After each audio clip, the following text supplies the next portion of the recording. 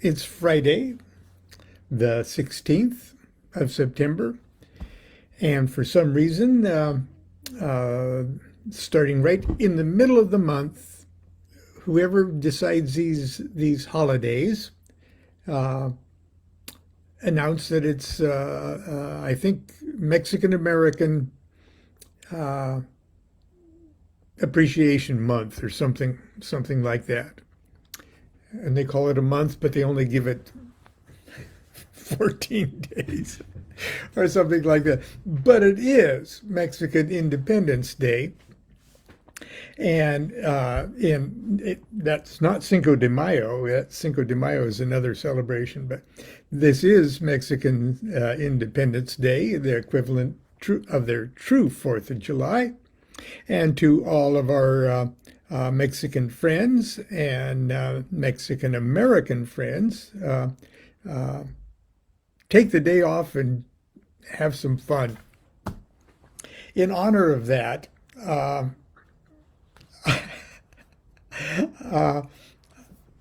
I recall uh, a Mexican adventure that we had very, very early on. I think it was in 1981.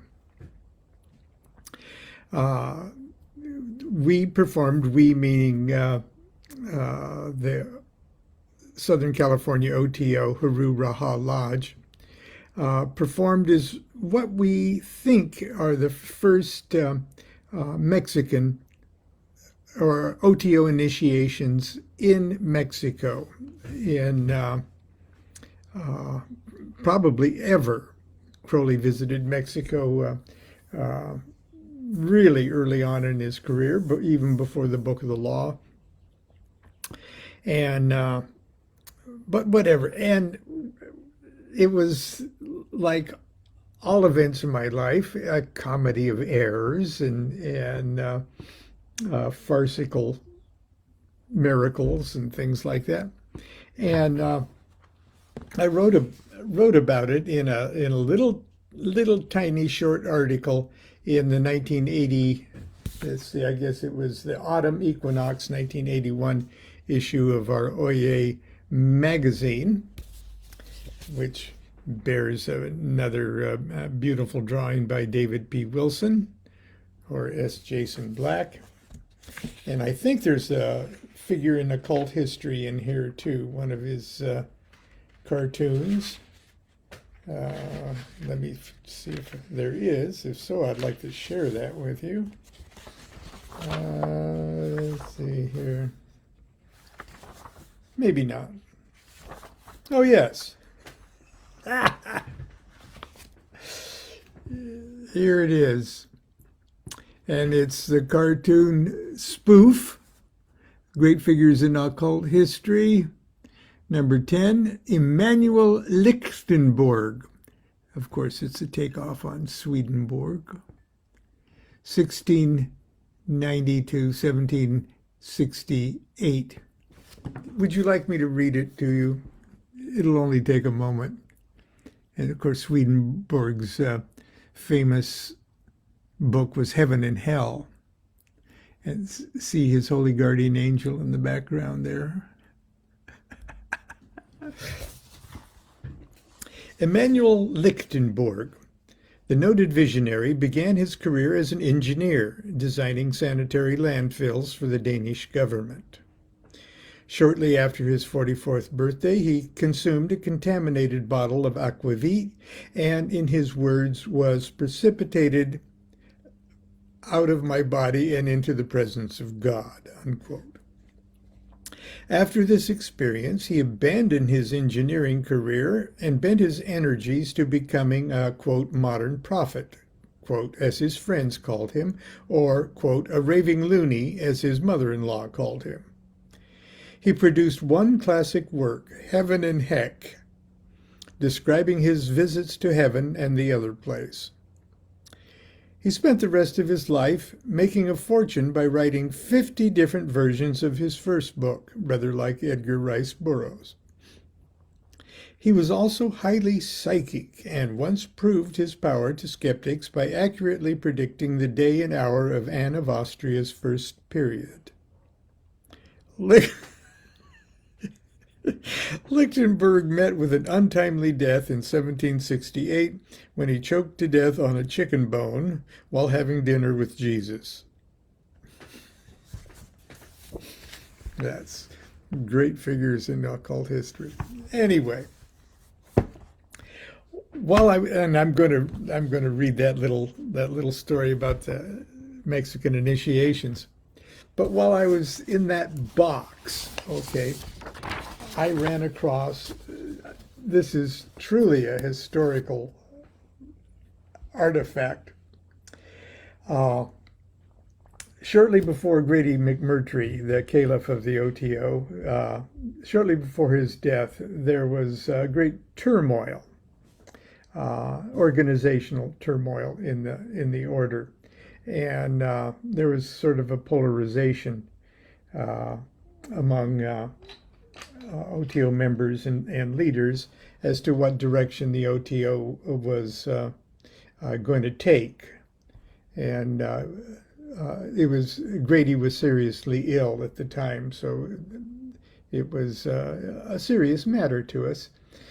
And there were those who saw the OTO's structure as Crowley outlined in the Blue Equinox, with intimation toward the Constitution and the original bylaws and things like that. In other words, Crowley's vision of the OTO, Crowley laid out in Equinox Volume 3, number 1, the Blue Equinox. And so there were those among the existing leadership that felt that the OTO should evolve in such a way as to manifest Crowley's dream of the OTO as outlined in the original documentation. And there were others who understandably, saw the impracticality of many of the seeming impracticality of many of the elements of the Blue Equinox, and just didn't think that could really manifest in the 1980s. And both sides were, very sincere in their opinions, but it became kind of wild and crazy because it seemed like there was the OTO was in danger of becoming not so much an initiatory organization the way it thankfully has evolved, but more of an Aleister Crowley fan club, complete with, kind of worship of pop culture, kind of manifestation of it. And one part of that was the sort of glorification of Ozzy Osbourne, and because he had a hit record, Mr. Crowley, and there were those that went to his concerts and held up signs and called him on radio shows and said, "Do what thou wilt shall be the whole of the law." And Ozzy goes, What are you? But anyway, so we wrote a spoof of the OTO's official newsletter called The Magical Link, and we did a spoof of it called The Missing Link. And if you think it was disrespectful, Grady, who was still alive at the time, loved The Missing Link. He got it. He got what we were doing, okay? And he was hip enough to see what we were doing and that we were not being disrespectful. Nevertheless, I wrote a satire about this sort of satirizing the Ozzy Osbourne kind of worship. And I made up a imaginary OTO camp called Balrog Camp. And here's the article. And instead of Ozzy Osbourne, it was Frank Sinatra, okay? Balrog Camp, Illuminati Espresso. Okay. At His Satanic Majesty's concert. We here at Balrog Camp are amused at all the attention given to the likes of Ozzy Osbourne, Jimmy Page, and scores of other so-called Thelmadelphians in the world of rock and roll. Sure, they may pay lip service to Crowley, take dope and fuck chickens like Crowley did, but with all their backward masking, poster-quality album covers and real estate possessions, none can hold a candle to the living Prince of Evil, the chairman of the board, old Blue Eyes himself, Frank Sinatra. Behold!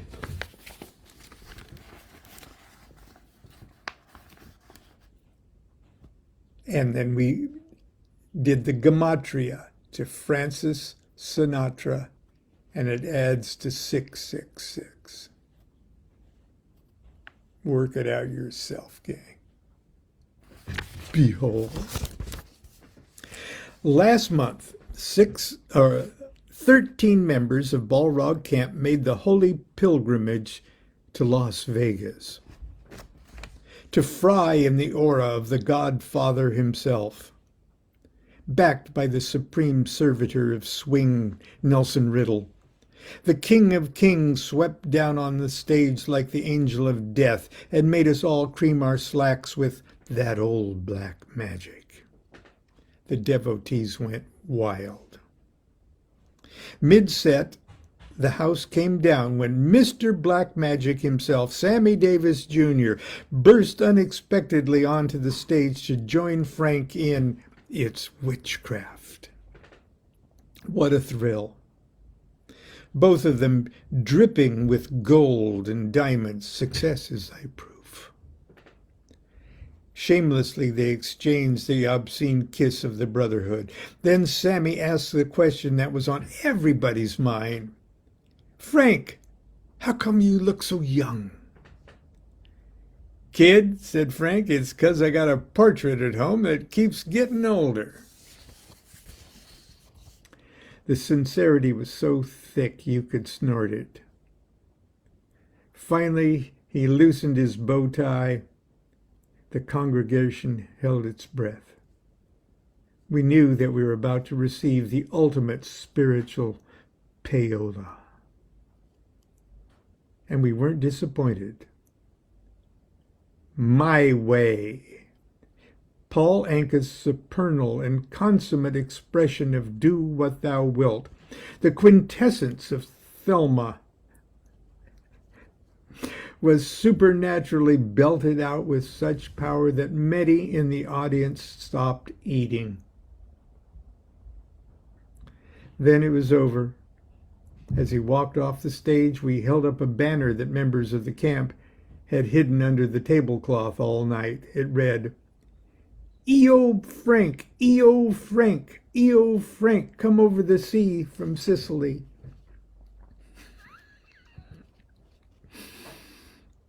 We're sure he saw it because he gave us the recognition sign of sticking his finger down his throat, then flicked his thumbnail under his top front tooth in thanks. It was a night none of us will ever be able to remember. And that was signed by Frater Nodo's 2nd and 1/2 degree. Anyway, I guess you would have to been there and known the dynamics of the time to appreciate the missing link. But it gave us all a good laugh at a time when we really needed a good laugh. And I'm happy to say things worked out very well. Anyway, here it is. It's called Mexican Standoff. Memories of the 1981 EV La Bufadora, Mexico initiations. Now, this isn't a satire. That's where we went. And at the time, La Bufadora is now a tourist mecca. Okay, there's an ocean geyser. Okay, a tidal geyser there. When the waves roll in when the tide's at a certain height, it shoots water up a rock, a volcanic rock shaft, and blows it into the air. But as it's getting ready to do its thing, as the wave rolls out, the formation makes a noise. It goes like a buffalo snort. I guess that's what a bufadora means. And then you hear this wild, deep, rumbling snort, and then this. Now, at the time, it was not a tourist attraction at all, but the Mexican government wanted it to be someday, and they had started building a facility that sort of overlooked it. And at the time, and that, of course, they started it and never didn't finish it for 20 years. But the unfinished area right around the geyser looked like sort of an open-air Greek temple, because there were columns still going up, and this one flat area. And our friend Dr. Potter, who was a Minerval or first degree at the time, discovered the area because he was a scuba diver, and he had discovered the area about 15 years earlier, and a lot of the economy of that little village of La Bufadora depended upon the divers that came from California mostly, to spend time there diving in that beautiful, beautiful area and fishing for lobster and abalone. And so it was like a secret diver's paradise. And Dr. Potter, our lodge member, was the guy that more or less found it. And now it's a famous tourist place, but at the time it wasn't. Okay, so we thought this would be a great place to hold initiations, OTO initiations, and set up our Minerval setup on that Greeky temple-looking thing overlooking the.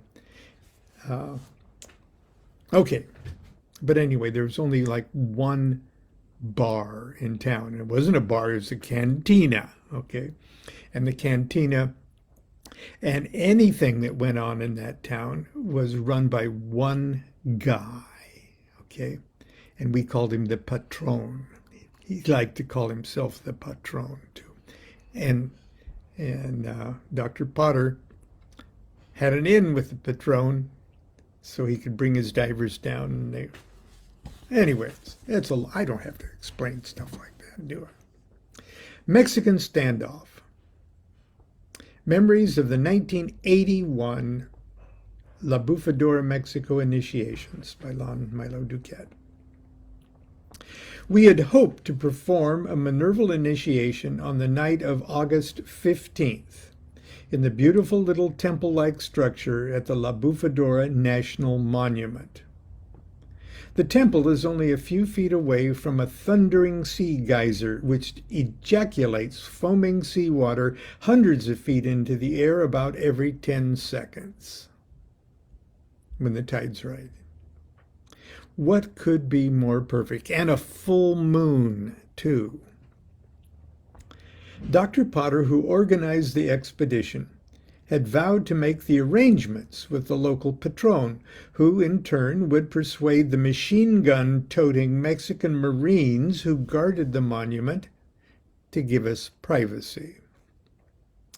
But the poor doctor got up too early in the morning to toast his feast of birth. It was his birthday. And before the Mexican sun had arisen over the Mexican mountain, he was sacrificed to the Aztec goddess Mehuel, Our Lady of Tequila, who held her devotee tightly to her breast for the rest of the day. This left no one to negotiate with the authorities for the night's initiation. By sunset, we were able to awaken the good doctor from his trance, and he began to recover. It still did not look good, and I was worried that we had come all that way to hold initiations in a cabin. And believe me, the cabin was every mosquito in Baja California was in our cabin. In desperation, Brother David Wilson and I performed an Enochian evocation on the balcony of our cabin overlooking the sea. And it was EHNB, by the way. The spirit was, not the cabin. I asked if the spirit could perform a service. It answered in the affirmative. And David was the scryer. I have to digress. David was one of the most talented scryers it was the most talented scryer I've ever worked with. And he could fall easily into a trance. We worked with him for years, literally years, weekly, in our Enochian vision magic classes and such. So what I'm describing here is the vision that David was describing back to me. The spirit agreed and immediately dove from the balcony into the sea. We speculated that the spirit had no time to lose. At that moment, Brother Ricidi burst through the door with the news that all 3 soldiers were in the cantina drinking with the patron. This was our big chance. We pulled the toothbrush out of Dr. Potter's mouth and pointed him in the direction of the cantina and said, "Good luck." When he arrived at the cantina, he marched up to the old patron, as well as one marches after worshiping Mehuel, and pointed to his Masonic ring and said, "Do you know what this is?" The well-lubricated godfather squinted at the ring for a moment and then broke into a broad smile. "Yes, I am one myself."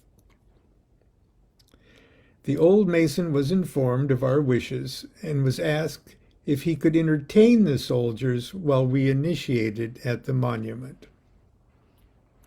He was happy to do so. We rushed in, set up, and performed the most beautiful Minerval initiation I've ever had the honor of officiating. The sea, the sky, the full moon, the stars, the thundering geyser, the sight of all those robed witnesses. It was beautiful. Let's not forget Dr. H.I. Cohen, who flew in from Hawaii to receive his first degree on the 14th. and you believe me, we did it. They're wonderful tidal pools, and it's just a beautiful place. Okay.